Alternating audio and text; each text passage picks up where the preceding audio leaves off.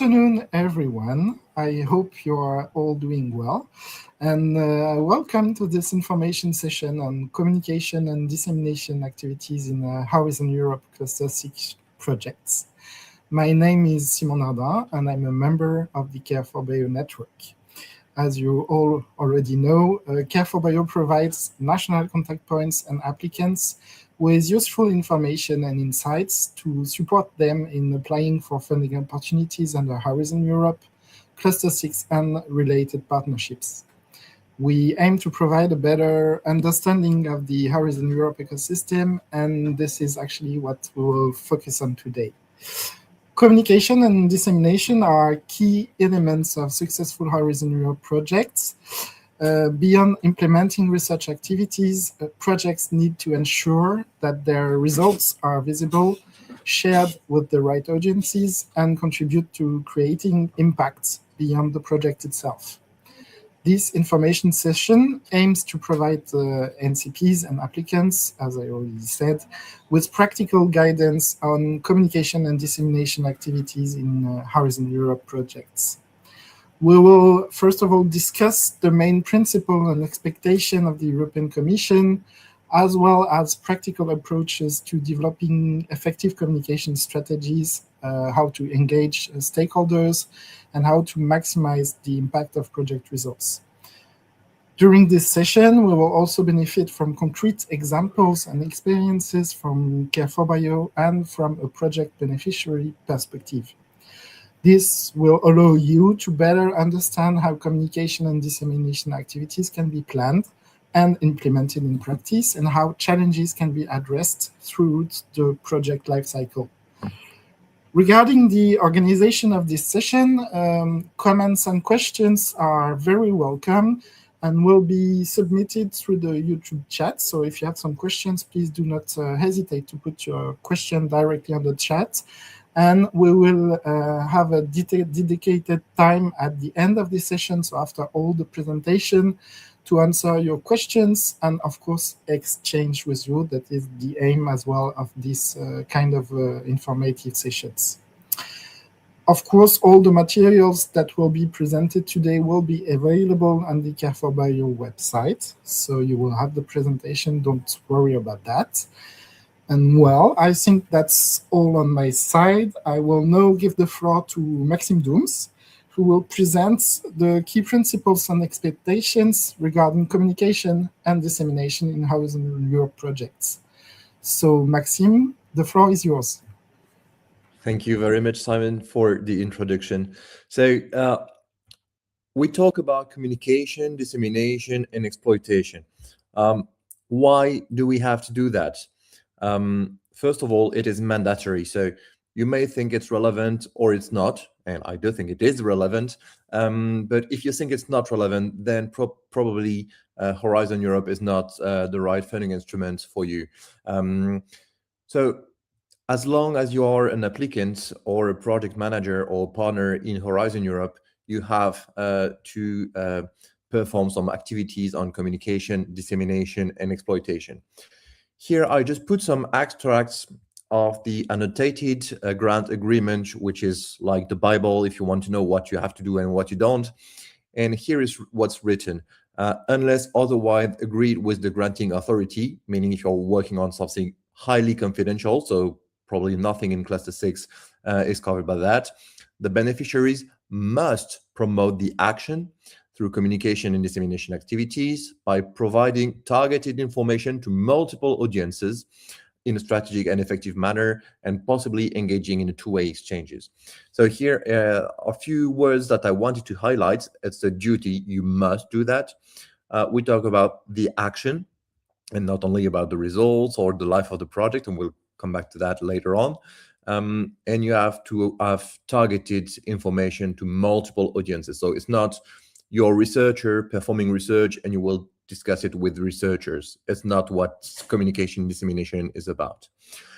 Then the second paragraph, the beneficiaries must, again, it's a duty, take measures aiming to ensure the exploitation of the results, either by themselves or indirectly by others, etc., etc. So again, it's something that you have to do. It's not you should do it. No, it's really mandatory to do it in Horizon Europe.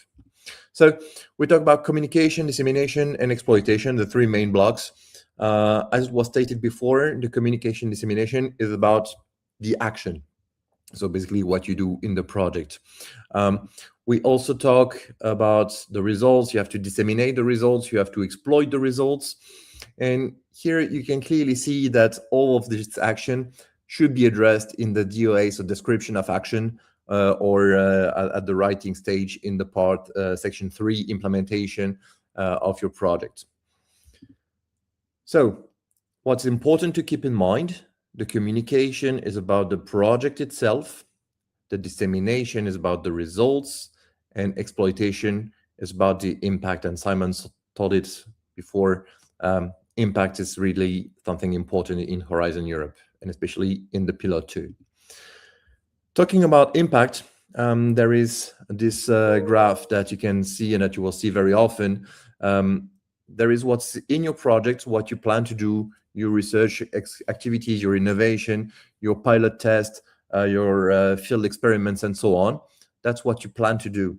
Then you have some activities you want to perform to increase the audience, to increase the impact of your project, but it's in your hand, it's direct influence. And then there is the indirect influence, which comes beyond the life of the project and perhaps beyond of your own scope.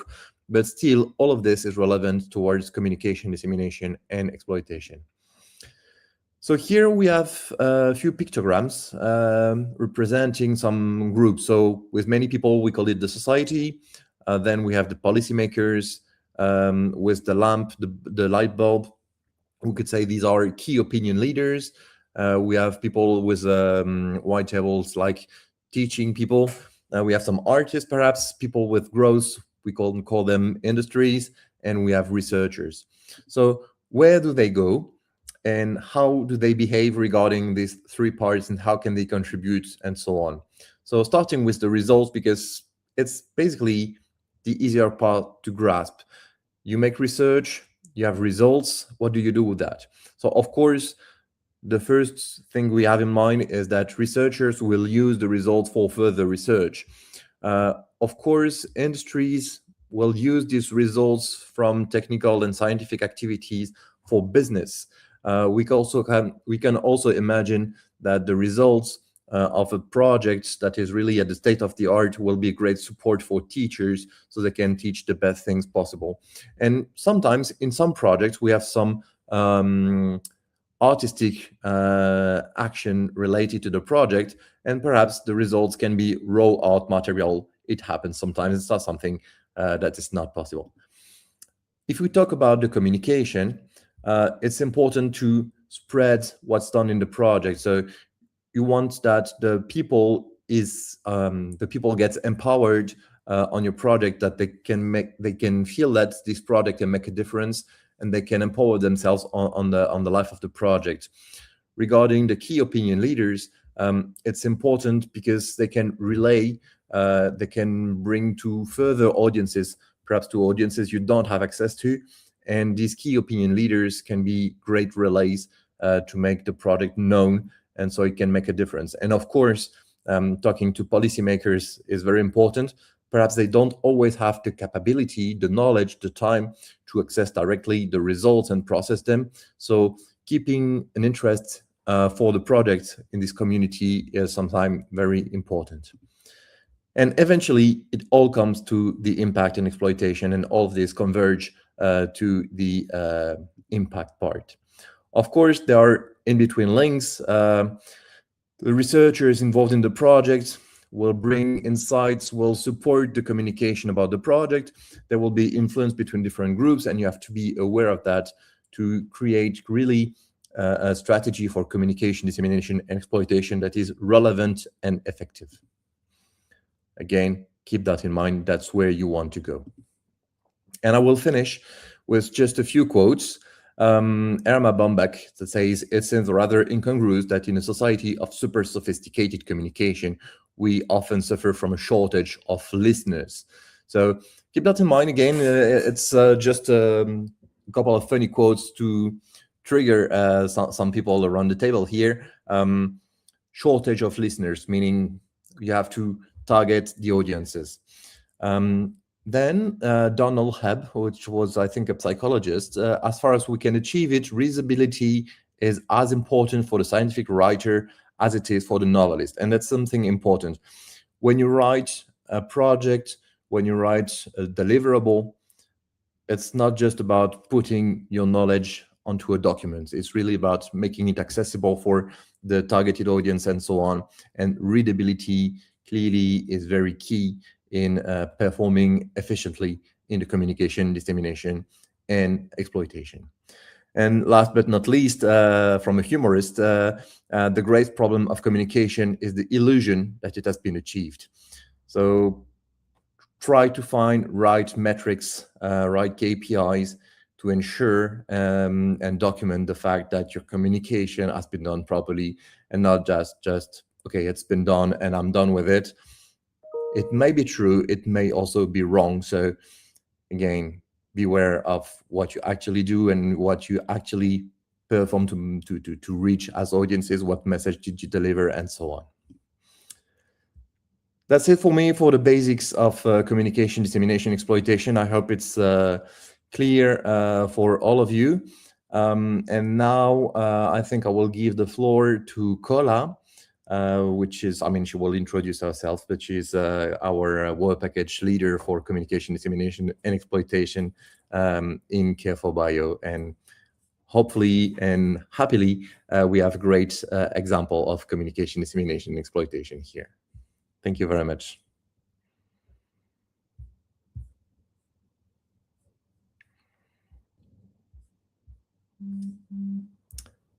Seems like we're in this kind of awkward moment where we have some technical issues.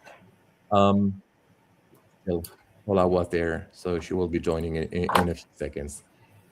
I'm sure she will be joining. So thank you very much, Maxime, for all these pictograms and very clear information. And Kola said she's here, so she should be there in a minute. So please, Kola.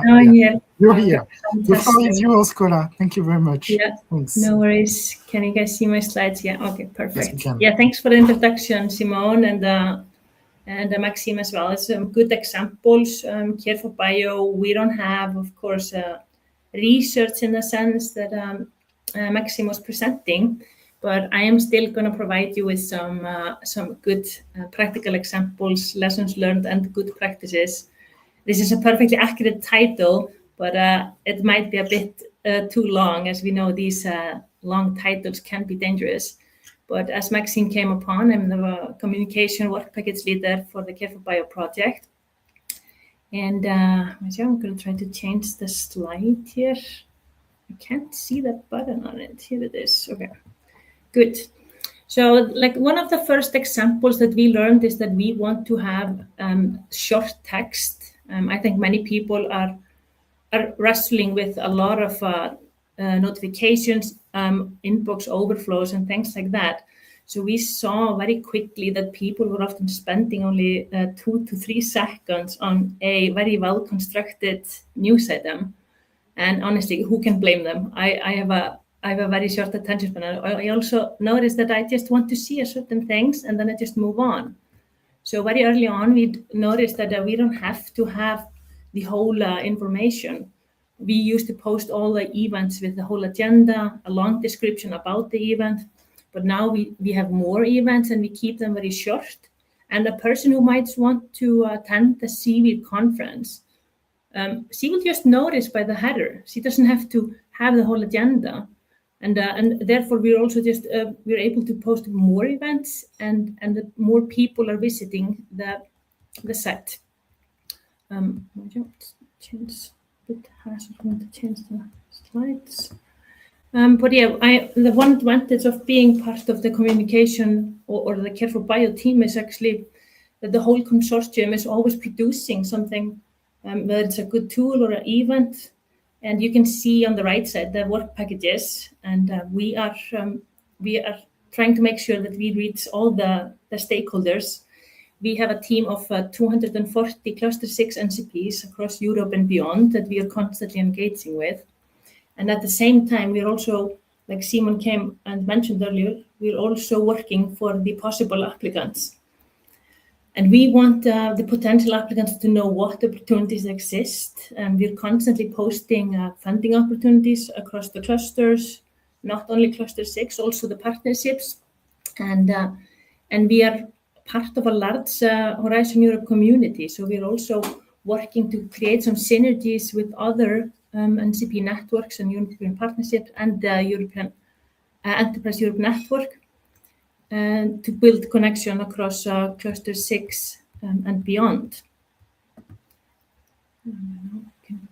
But from a perspective of a communication perspective, our goals are quite simple. We're trying to raise awareness, we're sharing knowledge, we're increasing participation in events and dissemination of the CARE4BIO tools and documents. But we try to go beyond the numbers and outputs. We are also trying to spark motivation. We're trying to generate new ideas and create new collaborations. And this is, of course, with the NCP community and beyond. But ultimately, like, we want people to know about the opportunities that exist within the EU funding programs, and we want to make them feel empowered to make the most out of them. And here we have some of the photos, and this is from the newsletter.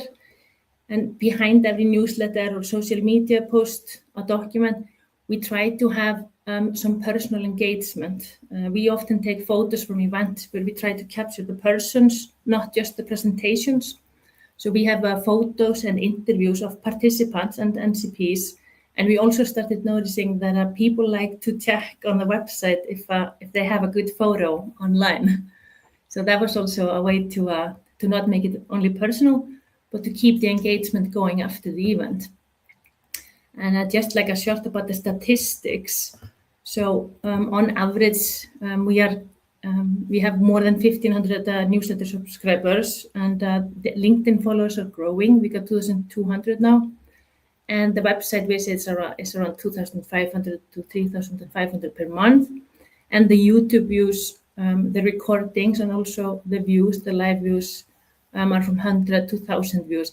Really depends on the video, who is it relevant for. But we try to also monitor, like, what is going well, like why are people visiting the website now? And I just looked at the last month, and I could see that after we published the newsletter on Monday, that we got almost 400 people visiting the website. And we were posting on LinkedIn about the new published Word document that was made within the network, where we went over Cluster 2 related topicals for Cluster 6 applicants. And then we got almost 800 views of the document. So by monitoring, like, why is the website, like, why are we getting so many website visits today, and what was posted, and who is checking it out. But we really wanted to go beyond just the numbers. We want to know, like, what is the most important and why is it important. And we had a general assembly last month, where we put people into 3 stations, like discussion stations, where we were asking them about their favorite event, the most valuable tool, and what information mattered the most. And we could see that people really liked events where they have some practical examples, gaining some hands-on knowledge, but also with human connection. And this does not have to be only on-site events. People are also mentioning online events where they had a way to engage with the fellow NCPs or the applicants, or other general people present at the event. And sure. And we also asked about the most valuable document and tools, and the annotated template was always mentioned. And if you don't know that one, it's kind of like a cheat sheet that has a lot of reflection about each chapter or section of the proposal. It's very useful. And the people seem to not only use it for themselves as the NCPs, but also disseminating them across other NCP networks and to their fellow stakeholders in the national community. And we also asked them, like, what type of information do you want to receive and through what channel? And LinkedIn was really popular. People liked it because it's easy to share as well. The newsletter was also very highly praised. And direct emails were mentioned because they were easy to pass on immediately to their own national target groups. So this is really, really good to know. But what I felt the most gratitude to reading was that people also mentioned that they were gaining something like beyond just knowledge. It was in the first that they were gaining a confidence. They gained a sense of belonging. And this is something you cannot kind of put that in a statistic, but it's really good to notice that people were fond of those. But I want to show you two practical examples of AI constructed posts. So this is one of our most popular posts. It's about biodiversity topicals, and I used AI to make this finding across the work programs. Each work program is around 350 pages. They have maybe 170 topicals, and I don't have the time or the energy necessarily to go through each one of those. And we asked the AI to scan the Cluster 2, Cluster 6, New European Bauhaus, and the missions work programs. And this text here is also constructed with the assistance of AI, and it's here asking people who are looking, or people who live and breathe nature and want the knowledge to shape Europe's future. And then it includes some sectors or specialist fields like marine and freshwater scientists, agroecologists. But how did I make this post? And this is also the topicals. It found the topicals, and it highlighted what sort of a specialist could be relevant for a topical, and it also explained the role that they would have within the topical. And this post, it was reposted, I think, more than 80 times and was more than 1,500 views. So a lot of people were disseminating this across clusters as well, and with their own countries. So what I did was that I just uploaded the document into an AI, and I asked that address biodiversity, and I asked it to tell me what and how sort of a specialist is relevant partner in the project. And from there, I got like this table after a couple of loops of like fine tuning this. And then I asked it to make a storytelling paragraph telling me which specialist partners are relevant, then add the roles in a second paragraph. And I explained it as a newsletter. And I told it also I want to motivate person within biodiversity community to apply to these topicals. And in the end, we got this really good news item, which I can you can visit on the website if you wish to. And I have one more like very short example, if I can share it. Share. Is it sharing? No, is it not going for me? Remove studio and let me see. Okay, I think it's loading. Yeah. So I recently learned how to make a meta prompt, and you have to also realize like my use of AI, it has a lot of memory from me asking it about websites related to Cluster 6. I am constantly also working on the funding calls and things like that. So I just wrote this prompt, make me a prompt to scan various websites for open funding calls. And then I get this one. It tells it like how to scan all of these websites. And I highlight here yellow websites because I will post them in later. But it asks for currently open funding calls, grants and funding opportunities. It goes really to the nitty-gritty. It makes a lot of bulletins. It asks for a title of the call, brief description, eligible applicants, funding amount, application deadline, which is very important, and also for the reference, link to the official call page, which is very important because we want to make sure that this is an accurate information. And what I got from this is that I posted all of the websites that we monitor, or some of them at least, for the Cluster 6, like the Biodiversa partnership, Water for All partnerships, and Future Food partnerships. And then I asked it to scan those and use that previous topic the previous prompt. And what I got was a really good table. And from this, I can constantly be uploading on the website, like open topicals across the partnership. And we also post this frequently to the LinkedIn. And this is, as you can see, it's a very low effort to scan websites today. And I don't want to have it any much longer. It was just like a couple of examples. And good luck to you all on your own communication and dissemination activities.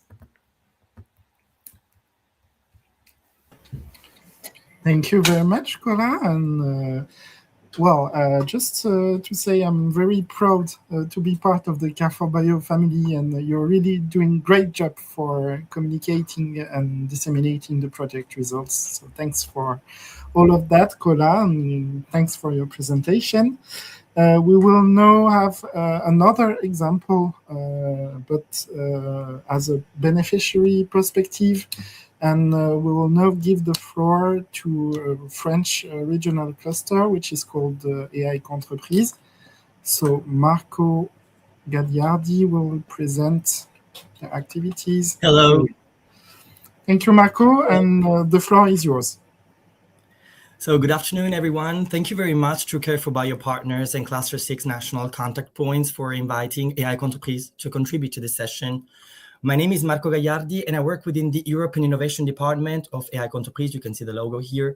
I would like today to share with you our beneficiary perspective and show practically how we implement these activities in practice through our participation in European projects in general. So firstly, let me briefly introduce our cluster. We are a business cluster based in France, bringing together more than 200 members and partners, including SMEs, research organizations, public authorities, but also innovation stakeholders that are active in ecological and energy transitions. We work in different areas, as you can see on the slide. So water, biodiversity, circular economy, renewable energy, but also polluted sites and soils and sustainable territories. In this slide, we wanted just to show you that we are in the southeastern part of France. So our main office is in Aix-en-Provence.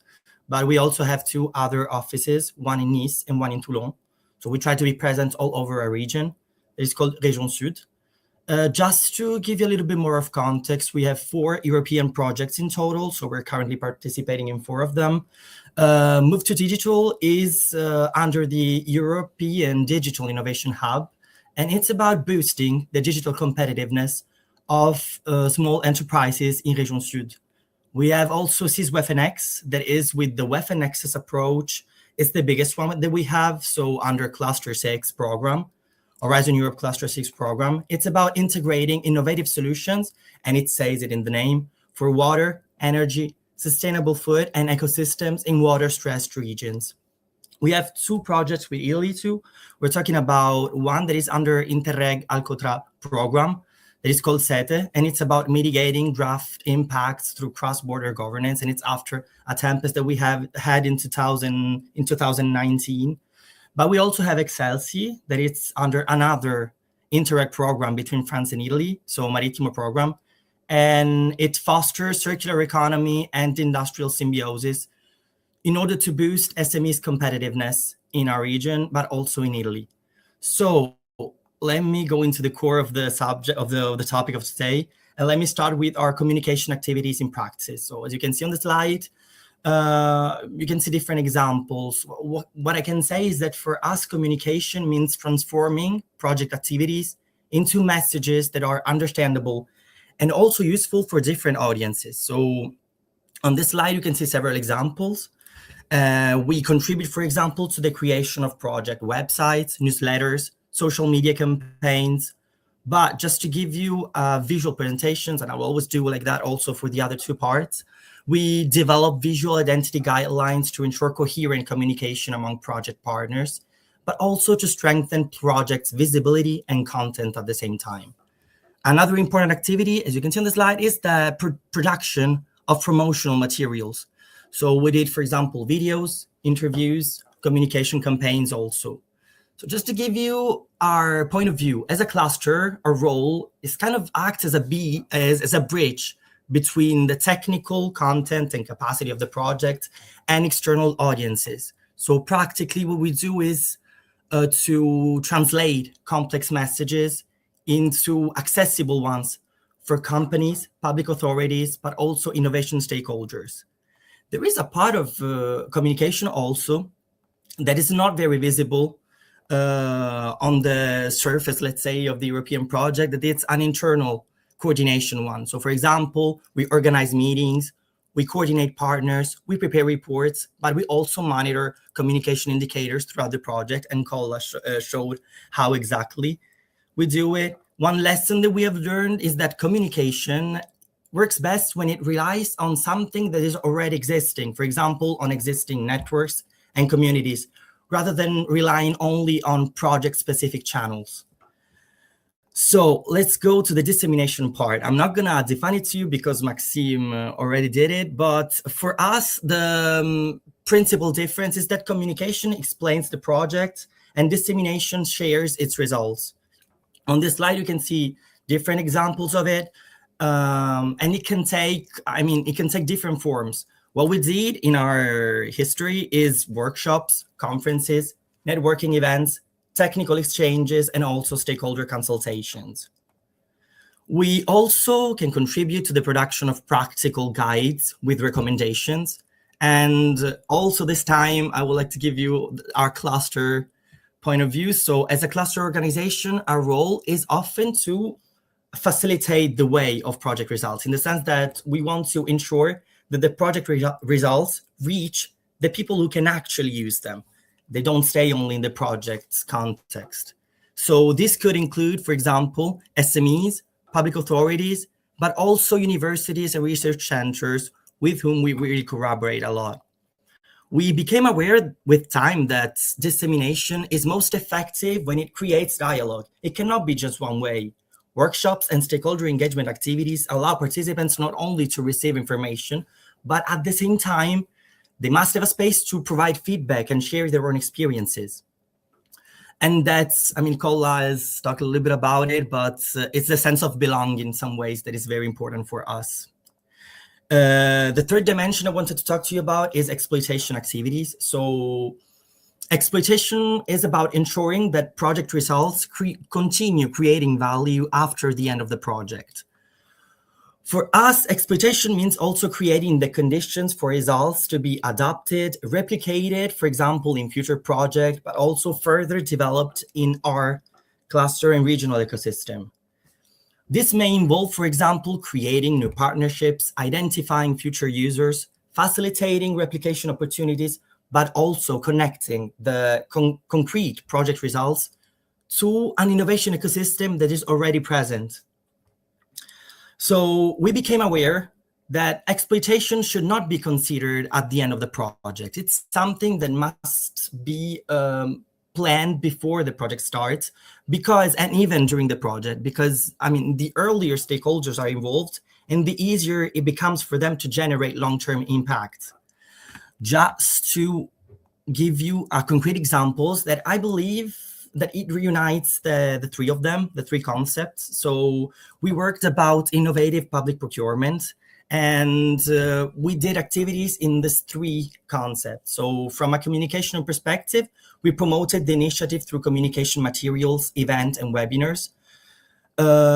We organized, for example, from a dissemination perspective, awareness-raising activities to help SMEs better understand what concretely public procurement processes are. And we also developed, and you can see that on the slide, a practical guide in English. Why did we do it in English? To make it more open and accessible, and for it to be used not only in France, but also in the rest of Europe. And from an exploitation perspective, these activities helped create new relationships between public buyers and companies in general. So it created forums, for example, and other networking activities, and it opened opportunities for future collaborations and projects. So just to let you understand that a little bit, I think that they reinforced each other in this sense, because communication helped us attract stakeholders. Dissemination enabled knowledge transfer, and the transfer also of good practices. whereas exploitation emerged with the new collaborations, stronger capacities, and also future opportunities for SMEs.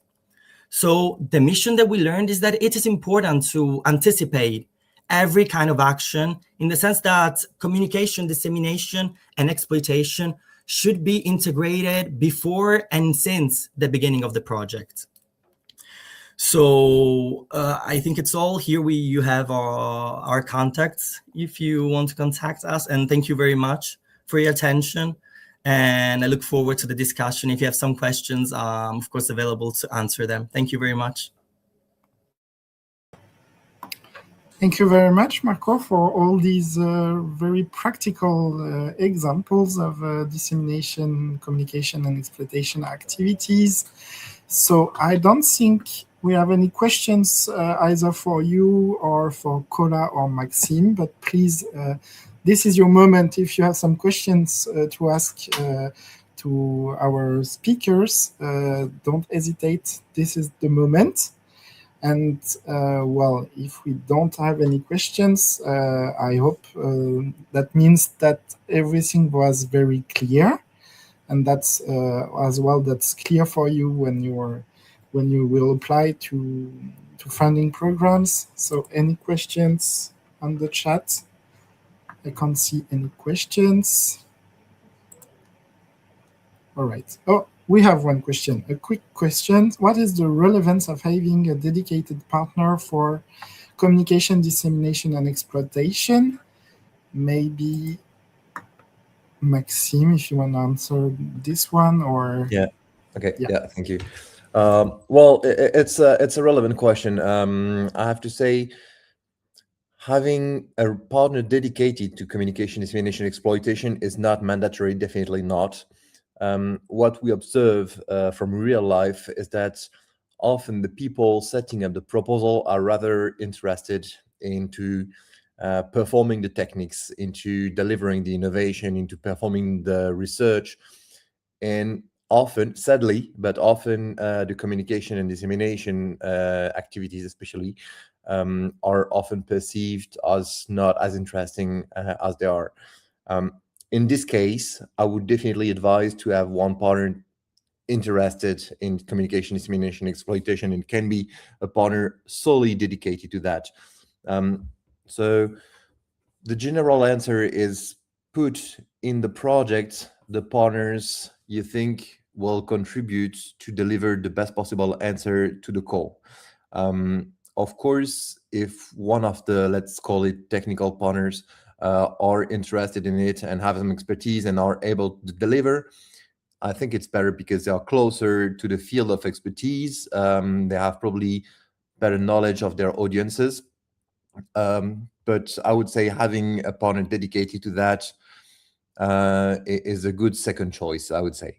So better performing it in a relevant way with a dedicated partner than not doing it. But the golden option, the best one, would definitely be that some of the partners in the consortium related to core activities of the project actually deliver these options on these actions, not options, these actions on communication and dissemination.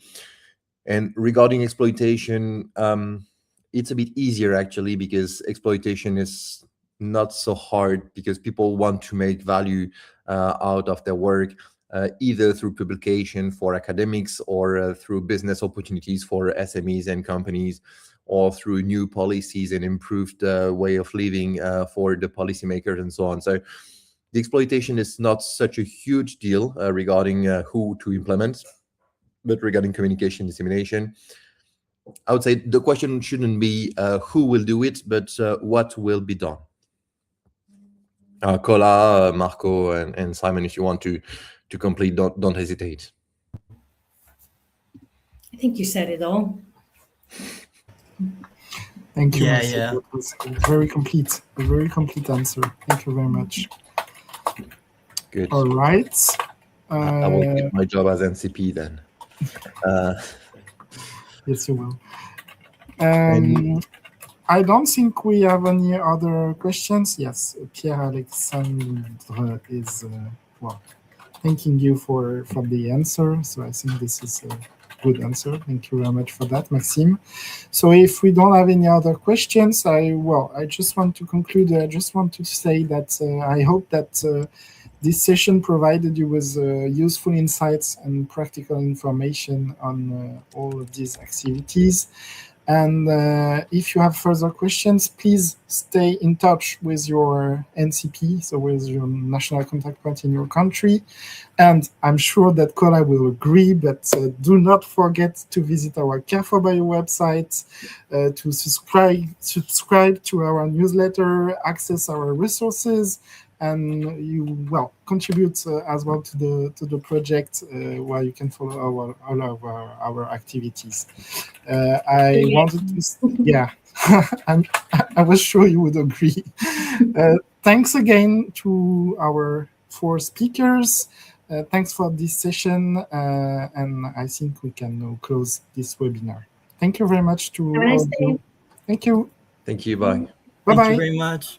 Thanks. Bye.